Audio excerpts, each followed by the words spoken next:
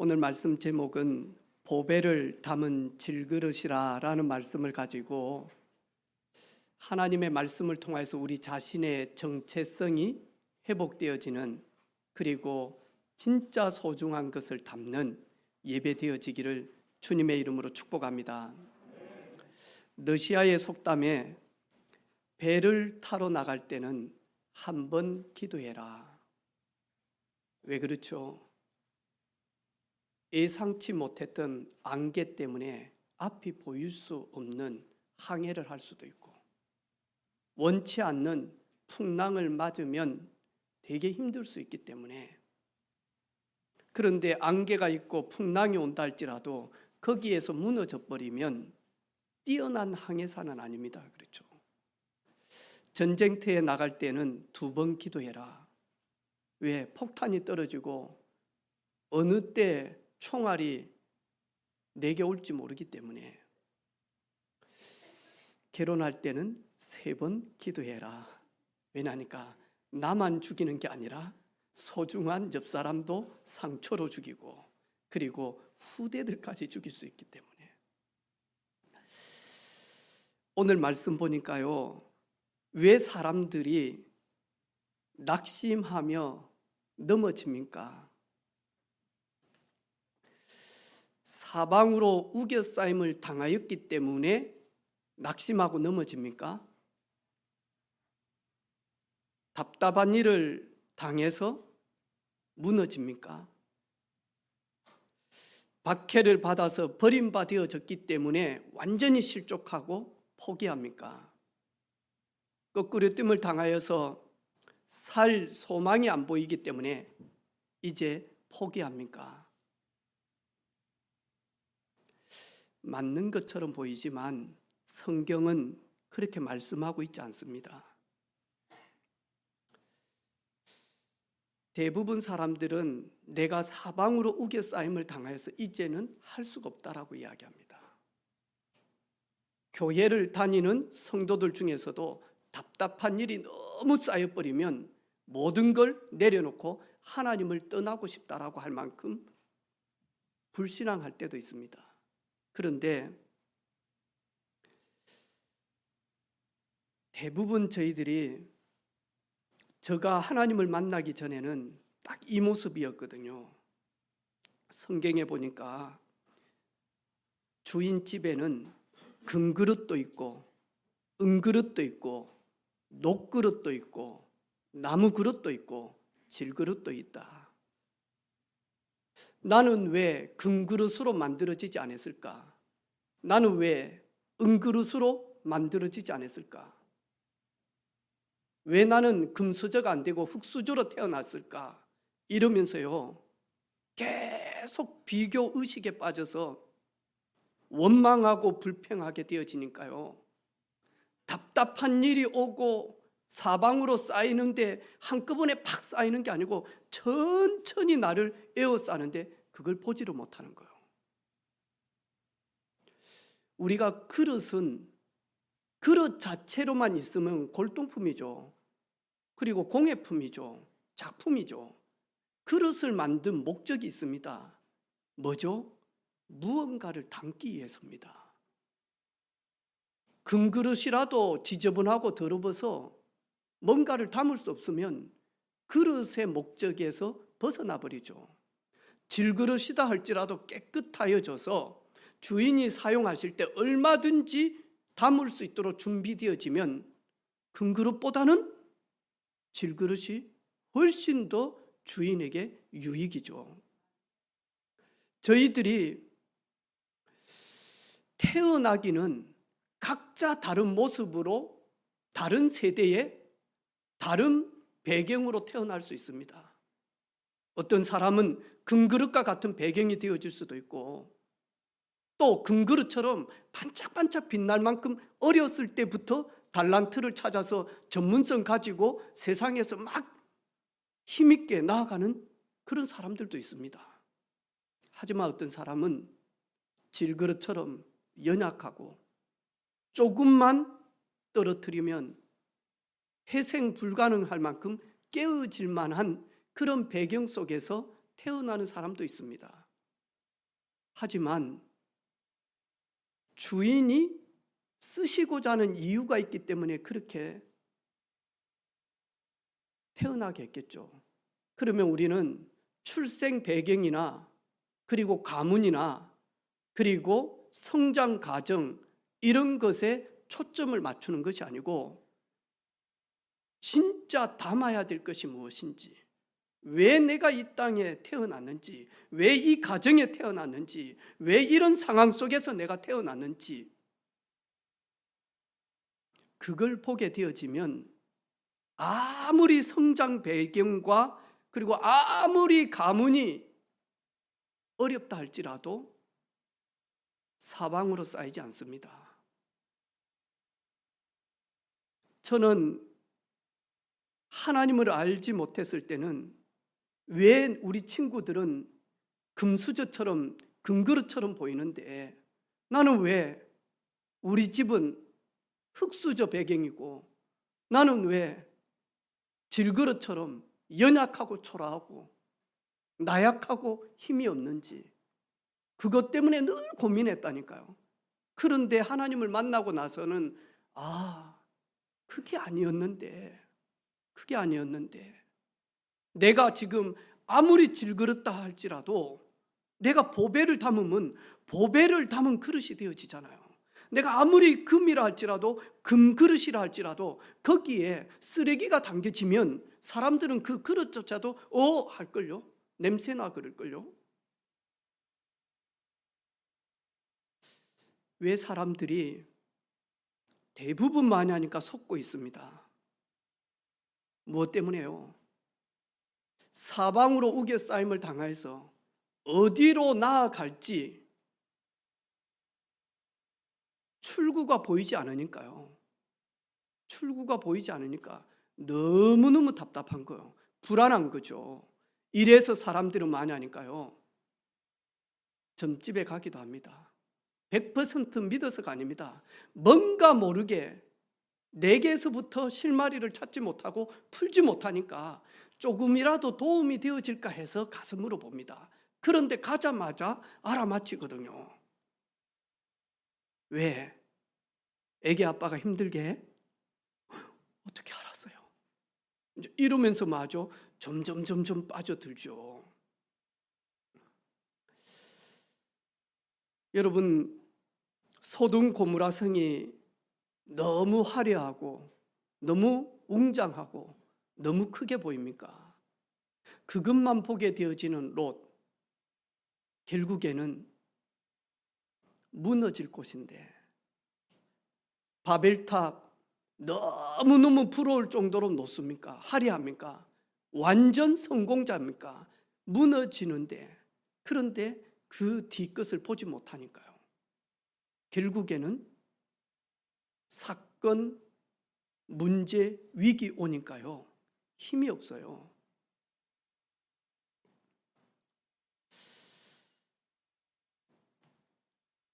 사도 바울은 오늘 자기의 과거를 보면서 이런 모습이었대요. 질그릇과 같은 나. 성장 배경 자랑하고 출신 가문 자랑하고 그리고는 학벌 자랑하고 이러면서 다른 사람들 정죄하고 무시하고 심지어는 마저 박해하고 이런 사람이 이게 아니었는데 내가 진짜 담아야 될 것은 뭔지 사도 바울은 이 사실을 알게 되어진 겁니다.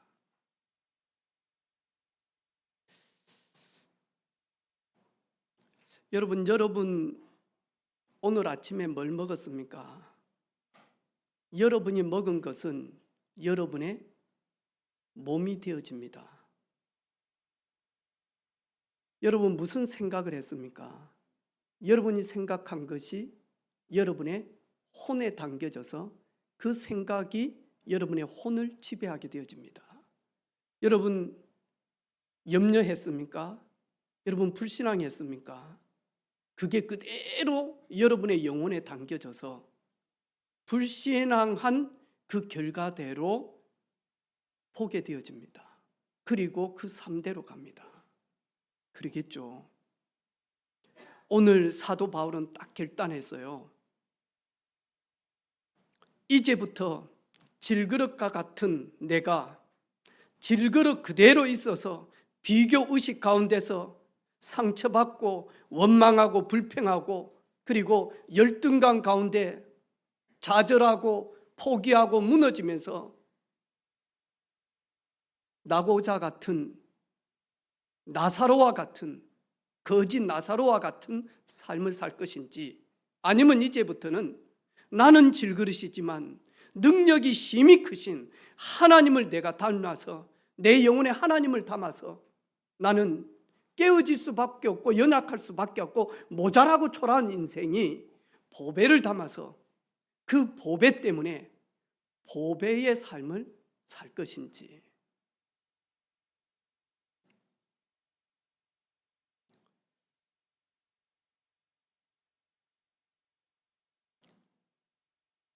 성령의 열매 중에 마지막이 절제가 있습니다. 절제. 이 절제를 가지고 말하니까 제한된 선택이다라고 이야기합니다. 우리가 모든 것은 다 선택할 수 있습니다. 하지만 성령의 충만함을 받게 되어지면 제한된 선택을 딱 합니다. 제한된 선택을 하지 못하면 우리의 영혼을 쓰레기통으로 만들어버려요. 모든 것을 다 담아버리면 어찌 되죠? 큰 그릇이지만 그 큰 그릇인데 쓰레기통이 되어진다니까요. 사도 바울은 모든 걸 다 담아라. 염려도 담고 불안도 담고 두려움도 담고 답답함도 담고 상처도 담고 원망도 담고 미움도 담고 시기 질투도 담고 그렇지 말라라고 이야기합니다. 제한된 선택을 해라. 이제부터 나는 내 영혼에 무엇을 담을 것인지 제한된 선택을 해라. 그래서 사도 바울 전도자의 여정은 제한된 선택을 가지고 영혼에 담습니다. 나는 오직 하나님의 선물만 담을 것이다. 이게 사도 바울입니다. 제한된 선택을 딱 하게 되어지면 제한된 그것을 가지고요 깊게 많이 하니까요 집중하게 되어집니다. 특별히 여러분 시간이 부족합니까? 여러분 제한된 선택을 해야 됩니다. 그래야 제한된 집중 속에 들어가야 유일성의 응답을 받고 재창조의 비밀 속에서 10%가 아니라 1% 속에 들어갑니다. 1%에서 0.5% 속에 들어갑니다. 0.5% 속에서 0.1% 속에 들어갑니다. 이 사람들이 히브리서 11장 믿음의 사람들입니다.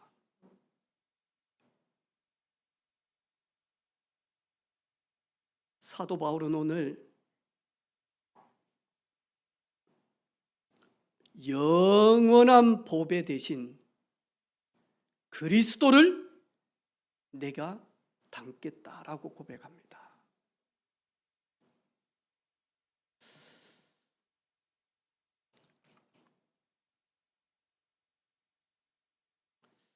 히틀러가 특별히 신뢰하고 아꼈던 부하 중에 알베르트 슈페르라고 하는 사람이 있습니다. 이 사람은 공학자였습니다. 그런데 2차 세계대전을 할 때 독일군이 승리하기 위해서 독일에 있는 모든 공장을 100% 마냐니까 풀 가동시킬 수 있도록 시스템을 만들었어요. 이래가지고 마냐니까 군수 물품을 계속 만든 거예요. 전쟁이 끝나고 전범들 24명을 재판했다 아닙니까? 23명 전부 다 마냐? 우리는 시키는 대로 했습니다. 나는 죄가 없습니다. 히틀러가 시키는 대로 했다. 그런데 슈페르는 나는 죄인입니다.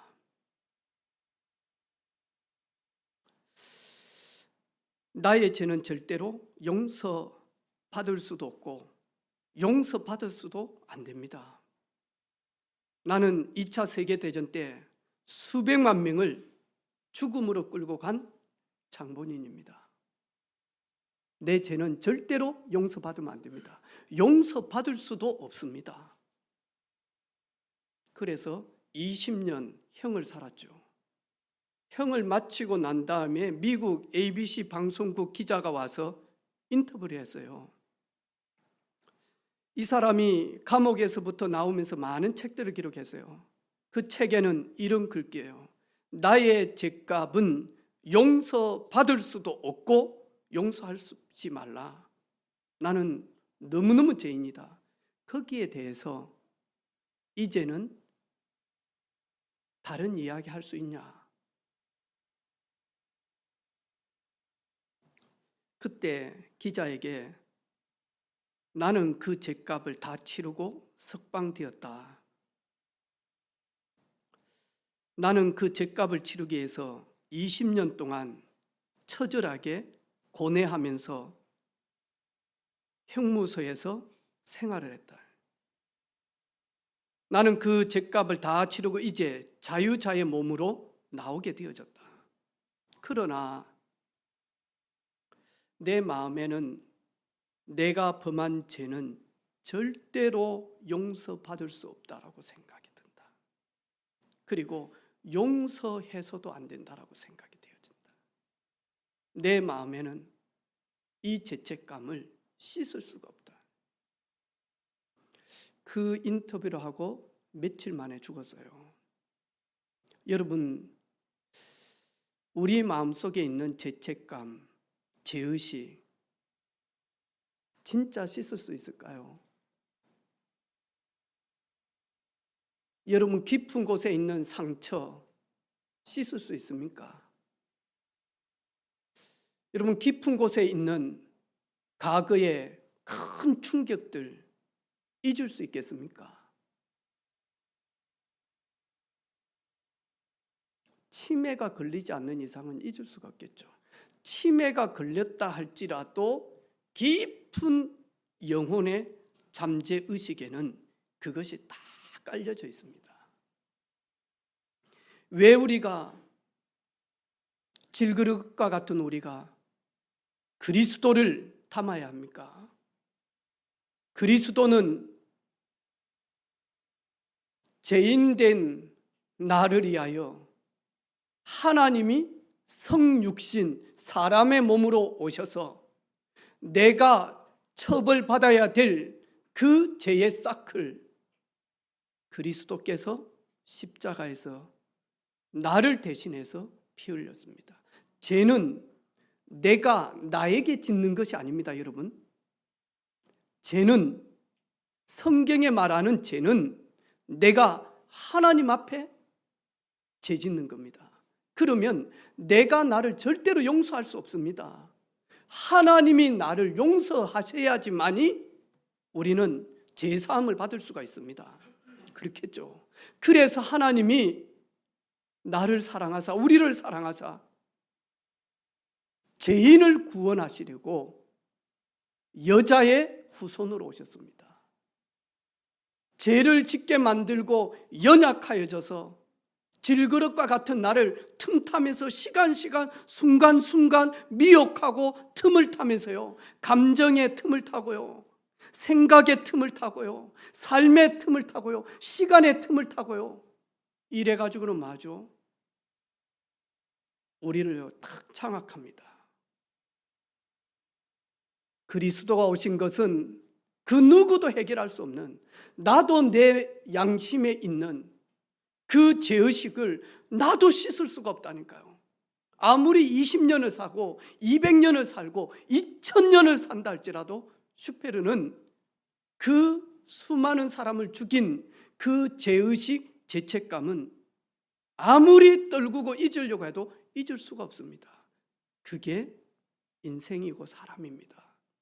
그래서 하나님이 우리의 죄를 씻어주시기 위하여 십자가에서 피를 흘리심으로 피 흘림이 없이는 제사함이 없다. 예수님이 피 흘리심으로 우리의 모든 죄와 죄책감과 죄의식과 그리고 우리의 이 모든 연약함을 깨끗하게 씻으신 줄로 믿습니다. 그래서 저와 여러분이 질그릇과 같은 내가 그리스도 대신 예수님을 담을 때 모든 것에서 해방되어지고 자유하고 평화를 누리고 안식하게 되어집니다.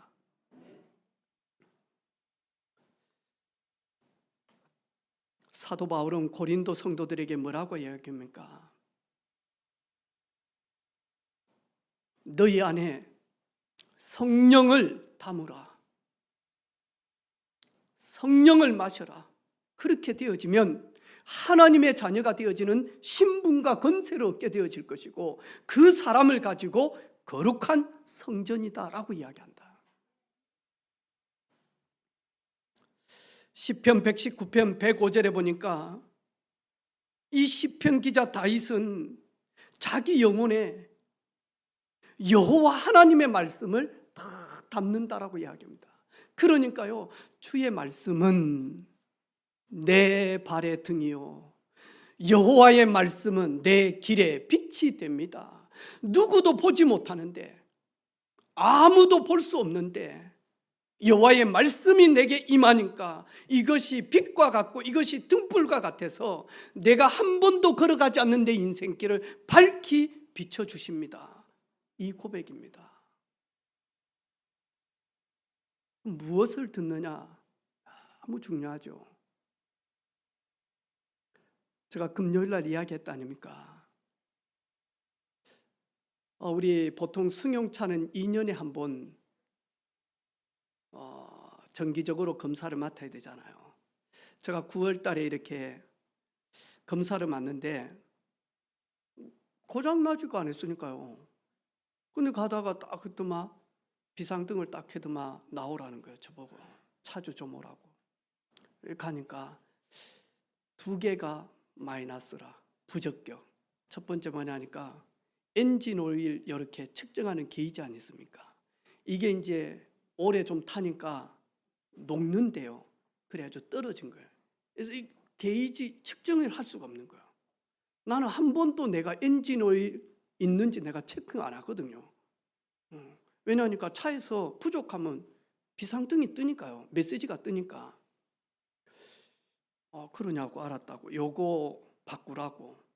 그 다음에 보니까 오른쪽 눈이 노안이 돼가지고 라이트가 12,000 밝기가 나와야 되는데 보통 보니까 200밖에 안 나온 거예요.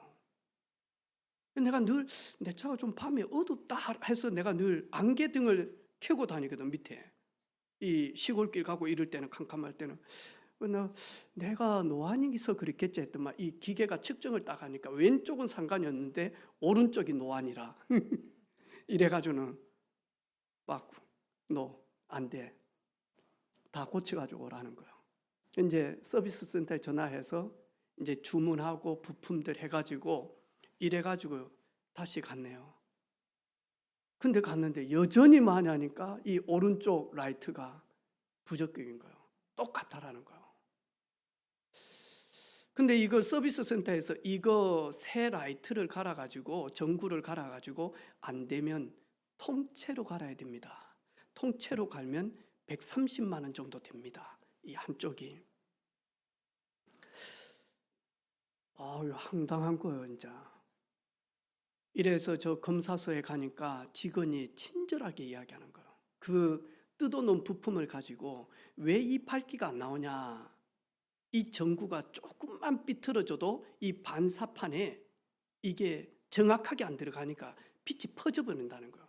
내 거는 지금 빛이 퍼진다는 거예요. 퍼지니까 많이 하니까 모여져서 초점이 맞춰야 되는데 초점이 없다 보니까 아무리 새 전구를 바꿔도 이게 안 된다는 거예요. 그럼 어째야 됩니까? 이거 통째로 갈면 약 150만 원 정도 든다는데 어째야 됩니까? 아니 지금 차 중고차로 팔면 한 450 나오는데 저 차가 지금 눈 하나 바꾸는데 이러면 배보다 배꼽이 크지 않냐. 어째야 됩니까? 그러니까 이분이 잘 설명해 주는 거예요. 이걸 분명히 반사판이 나가는 거는 진짜 드문 일입니다. 우리 눈 같으면 막막 이런 거 있잖아요. 이게 나가는 게 되게 어려운 일입니다. 분명히 이걸 끼울 때 제대로 딱 해서 반사판에 비추도록 못 끼우면 0.5mm만 차이가 나도 퍼져버립니다. 그런데 사람들은 그냥 하기 싫으니까 몇 번 하다가 안 되면 통째로 바꾸라고 할 수도 있다. 계속 해보자고 하라고. 제가 그 이야기를 딱 잡았죠. 그거 가지고 조금 우는 소리를 했죠. 아니 중고차 내 차 지금 팔면 약 450, 500 받을 수 있는데 이거 지금 눈 하나 가는데 이렇게 되면 안 된다. 그렇다고 뭐 비품 있는 것도 아니고 거기에서 지금 분명히 반사판이 잘못이 없다라고 한다. 이게 들어갈 때 0.5mm만 잘못되어져도 이렇게 돼요. 이 서비스 센터 직원은요, 우리는 0.5mm가 아니라 0.001%라도 1mm라도 차이가 나면 안 들어갑니다. 그러는 거예요. 들어갈 수 있습니다. 몇 번을 이야기를 했죠. 결국에는 땀 뻘뻘 흘리면서 바퀴 빼고 통째로 많이 하니까 라이트를 빼는 거. 이런 적이 없어 보니까. 이래가지고는 많이 하니까 1시간을 그 바쁜 분들이 둘이 붙어가지고 안에 손을 집어넣어서 당겼다가 이랬다. 왜냐니까 하이라이트 비출 때는 이게 탁 올라가잖아요. 이게 이제 탁탁 올라가고 그 다음에 이 차가 우회전할 때는 약간 이게 자동으로 틀거든요. 왼쪽으로 틀고 여기에 문제가 있는 거예요. 여기다 여기가 지금 잘 안 되어진다네. 이래가지고 1시간 넘게 딱 해가지고는 잡았어요. 수공비도 안 받아. 엔진 오일 게이지만 이렇게 뽑았다가 체크하는 거 3만 원만 받고요. 딱 고쳤어. 비상 깜빡이 틀고 바쁘게. 왜? 그날 마지막 날이거든. 재검. 아니면 이제 뭐 하냐니까 가태로 나오죠. 다음에 52,000원 날라가 버리죠. 이래 하는 거예요. 이래가지고 10분 만에 어시장에서 비상 깜빡이 틀고 막 기도하면서 전화 계속하면서 가고 있습니다. 네, 가고 있습니다. 그래가지고요. 갔는데 심장 터져버릴 것 같아. 너무 빨리 와가지고 합격. 얼마나 기쁘든지 얼마나 자유하든지. 이야, 누구 말을 듣냐가 따라서 160만 원이 왔다 갔다 했다니까요, 여러분.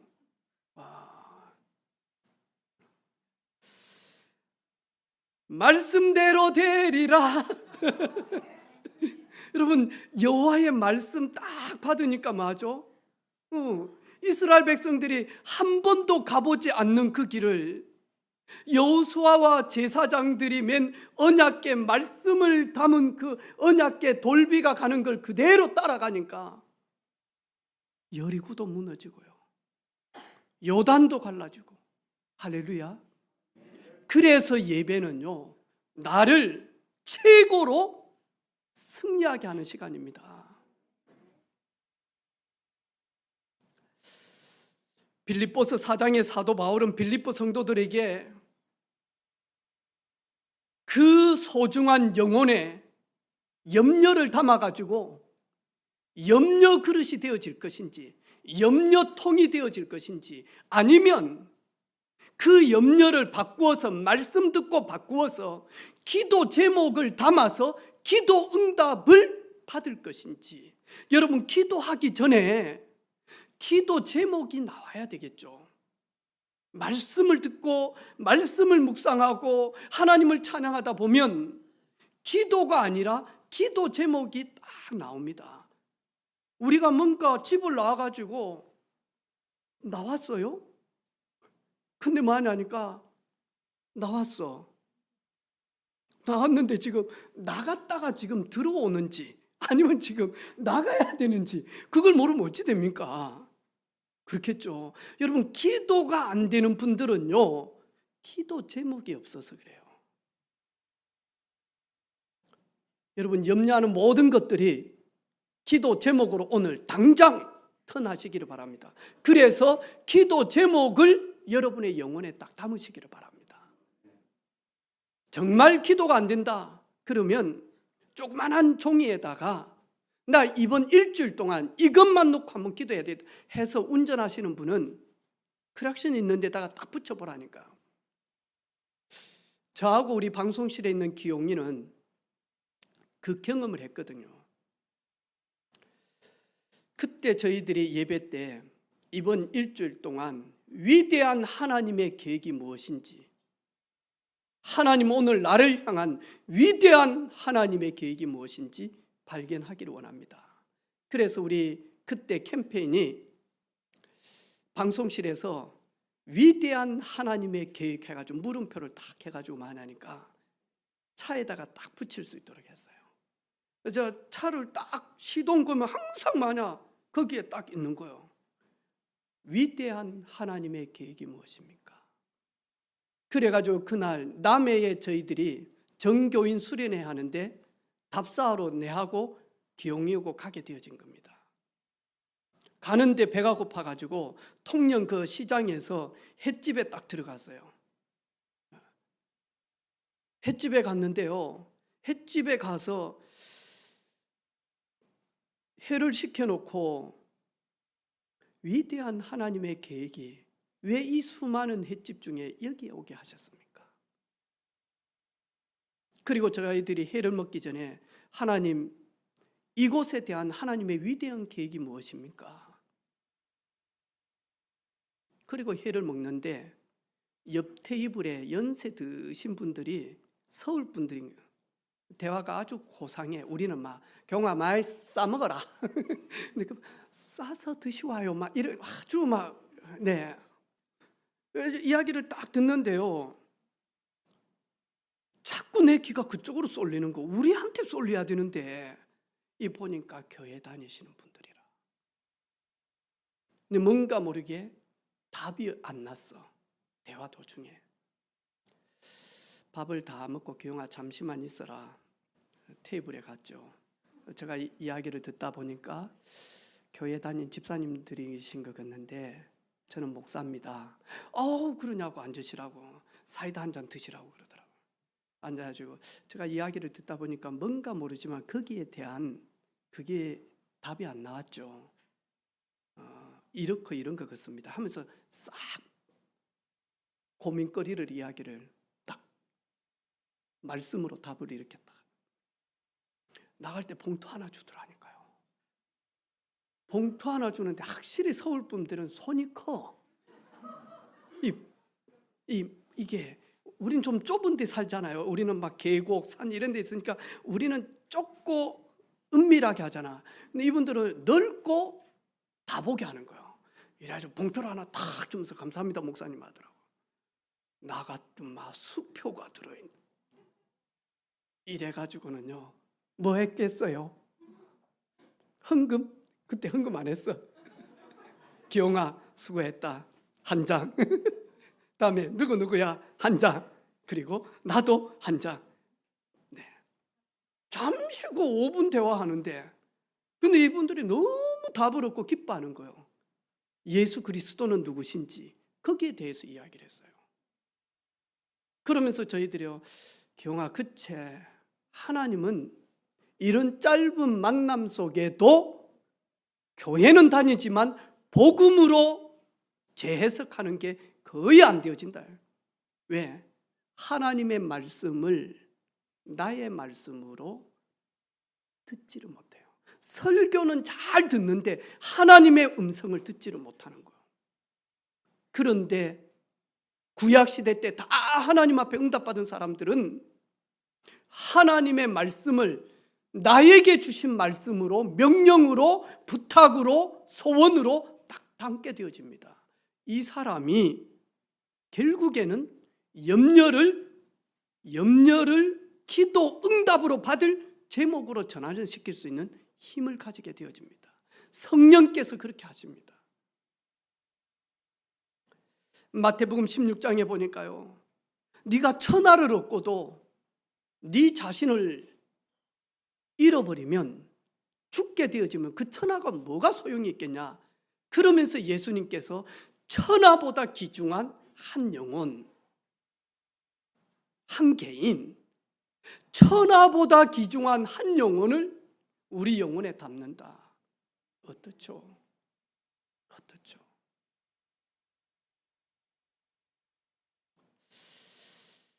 초대교회 성도들은 이제는 공문이 붙여져서 예수 믿으면 죽인다, 그래서 많이 하니까 죽임 당해야 될 사람들이에요. 근데 이분들이 만약 그 핍박과 환난을 피해서 안디옥까지 많이 하니까 흩어졌다니까. 안디옥까지 흩어져서 전부 다 잠수함을 타고 숨어야 되는데 안디옥에 흩어져서 많이 하니까요, 여기에서, 이 속국에서 유일하게 벗어날 수 있는 플랫폼은 교회밖에 없다. 이래서 이분들이 교회 플랫폼을 딱 담기 시작한 겁니다. 우리가 로마에서, 속국에서 벗어나는 것은 우리가 힘을 기르는 것도 있지만 그게 아니고 하나님이 우리의 힘이 되시고, 하나님이 우리의 능력이 되시고, 하나님이 우리의 배경이 되시고, 하나님이 우리의 후원자가 되셔야 되고, 하나님이 우리의 피난처가 되셔야 된다. 이래서 안디옥 교회라고 하는 것을 담게 되어집니다.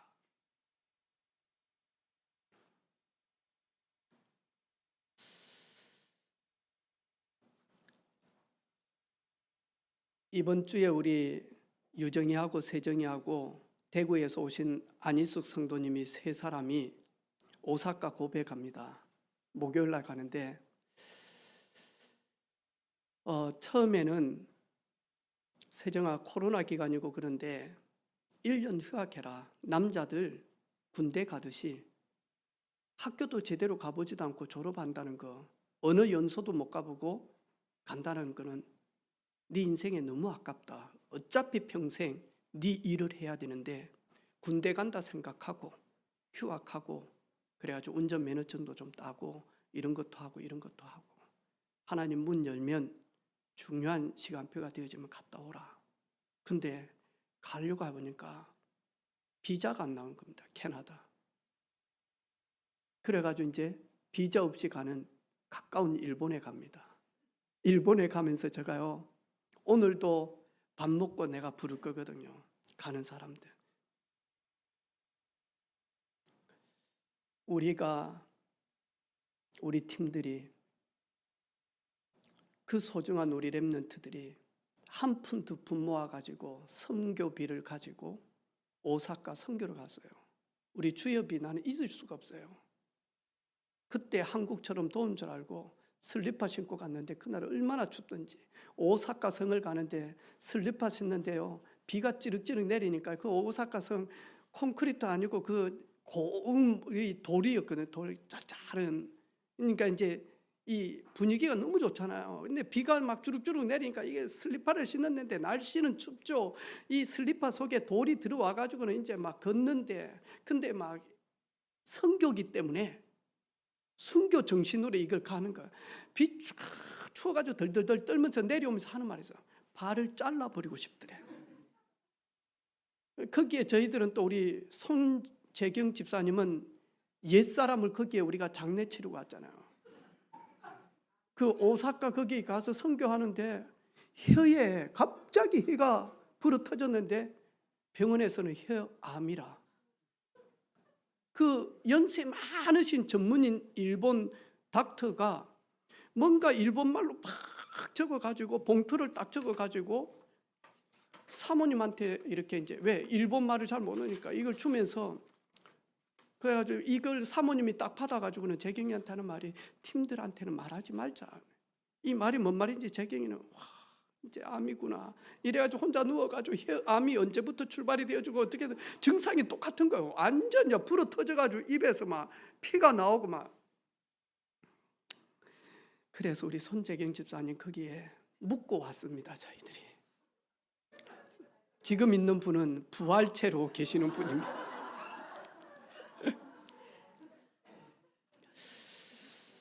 근데 제가 늘 숙제가, 일본에 가 있는 조카가 거기에서 개 고생하면서 살고 있거든요.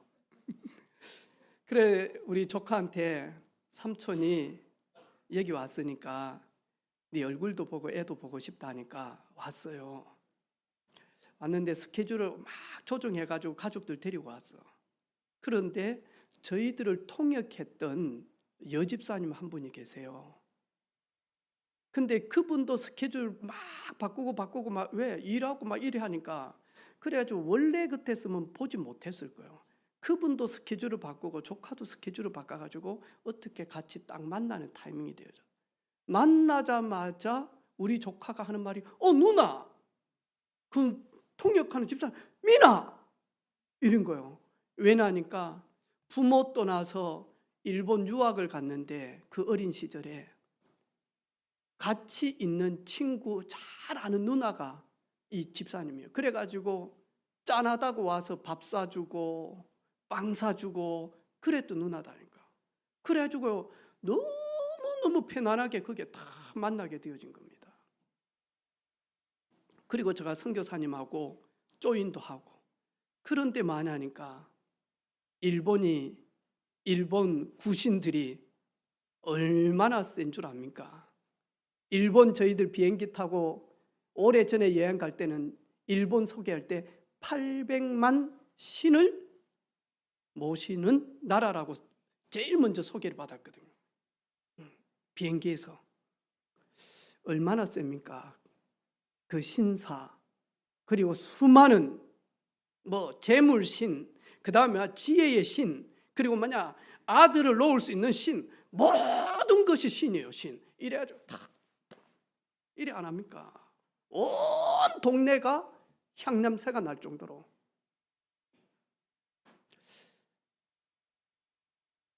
한 영혼 품어라. 왜냐니까 이 친구들이 주일을 일본에서 보내요. 근데 찬양인도지 반주자지. 근데 일본에서 드려. 너희들 어떻게 할래? 집에서 고베에서 어린 아이들 초등학생 딸들 2명 데리고 만약 교회 예배 드리라. 9시에 틀어서 함께 예배를 드리라. 그리고 갔다 오면 토요일 날 영상통하고 매주 얘들이 말씀 앞에 9시에 렘넌트 예배 드릴 수 있도록 플랫폼 시스템 딱 만들어 놓고 넘어온다. 그게 이번 숙제다. 미션이다. 하나님이 반드시 그럴 계획을 가지고 있을 겁니다. 그런데 이 한 영혼을 품는다. 아마 남들이 경험하지 못하는 주님의 탄식, 주님의 그 눈물, 주님의 그 감격 아마 보게 되어지겠죠. 모든 족속 땅 끝까지 예수님께서 사도들과 제자들에게 다무라라고 이야기합니다. 진정 무엇이 나를 승리하게 만듭니까? 밥입니까?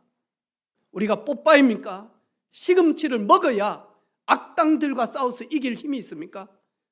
원수 마귀 사탄을 시금치 먹어야 영적 전쟁에서 이깁니까? 그러면 온통 하나님은 동서남북을 볼 때마다 시금치 밭으로 우리에게 주실 겁니다. 진정 나를 승리하게 하는 그 무엇입니까? 돈입니까? 있을 때는 힘이 되겠죠. 사기 다 당하면 어떻게 하죠? 왜 사기를 당합니까? 한순간입니다, 여러분. 투자 잘못했는데 한순간입니다. 진정 나를 강하게 하고 진정 나를 승리하게 하는 것을 무엇입니까? 무엇을 담으렵니까? 바울은 능력이 힘이 큰 것이 사람에게 있지 않다. 능력의 힘이 큰 것이 하나님께 있다. 그래서 하나님이 우리를 구원하시게 오신 그 그리스도의 일을 하신 예수님만이 우리의 진정한 보배가 되신다. 나는 그것을 담았고 당신들도 그것을 담아서 나와 함께 승리하며 인생의 전도자의 여정을 걸어보지 않겠는가. 그것이 오늘 사도 바울입니다. 사방으로 우겨싸임을 당하여서 무너지는 게 아닙니다. 그것을 이길 비밀이었기 때문에 그렇습니다. 답답한 일이 아무리 태삼처럼 온다 할지라도 그것을 능히 뚫고 지나갈 수 있는 출구, 돌파구만 있으면 낙심하지 않습니다. 질그릇으로는 절대로 마냐 사방으로 우겨싸임을 당한 것을 풀 수가 없습니다. 능력이 심히 크신 분이 사방으로 우겨싸임을 당하였을 때 그것을 뚫고 나아갈 수 있도록 출구를 열어주신 하나님, 그 하나님이 나의 배경이 되고 내 안에, 내가 그분 안에 있을 때 결국에는 승리합니다. 어떤 문제되지 않습니다. 우리 렘넌트들도 이번 한 주간 영적인 쓰레기를 담지 말고 여러분의 너무너무 거룩한 성전에 그 영혼에 힘이 되고 그리고 능력이 되고 그리고 살릴 수 있는 보배를 담는 그 보배 담은 것을 늘 누리는 한 주간 되기를 주님의 이름으로 축복합니다. 아멘. 우리 반주에 맞추어서 같이 한번 기도하기를 원합니다. 혹시 내 영혼에 너무 잘못된 것을 많이 담았다면 주님, 예수님의 보혈로 씻겨 주시옵소서. 비워지게 하여 주시옵소서.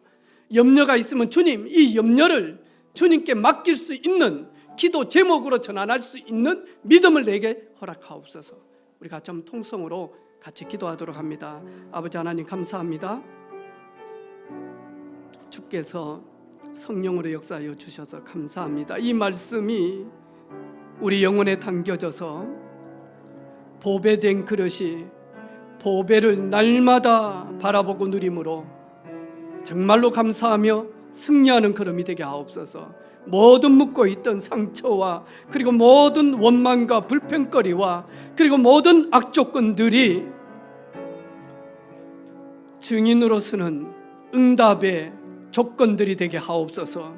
모든 것들이 증거의 조건들이 되게 하옵소서. 감사합니다. 예수 그리스도 이름으로 기도합니다.